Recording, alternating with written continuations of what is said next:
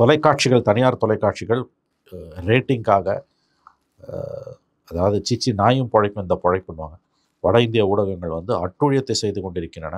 பாதிக்கு மேலே பொய் செய்தி, முக்கால்வாசி பொய் செய்தி. அதை விட முக்கியம் நோக்கம் வந்து ரொம்ப கேவலமான நோக்கம்.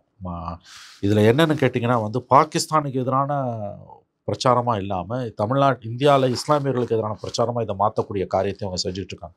நம்முடைய இந்திய கம்யூனிஸ்ட் கட்சியின் பொதுச் செயலாளர் டி ராஜா அவர்கள் கூட மத்திய தகவல் ஒலிபரப்புத்துறை அமைச்சர் வைஷ்ணவுக்கு வந்து இன்றைக்கி எழுதியிருக்கக்கூடிய கடிதத்தில் இதை உடனடியாக மத்திய அரசு இவங்களை கட்டுப்படுத்தணும், தடை பண்ணணும் அப்படின்றாங்க. ஏன்னா பாகிஸ்தானுக்கு எதிரான பிரச்சாரத்தை இந்தியாவில் இஸ்லாமியர்களுக்கு எதிரான பிரச்சாரமாக மாற்றக்கூடிய முயற்சி என்பது முளையிலேயே கிள்ளி எறிய வேண்டியது.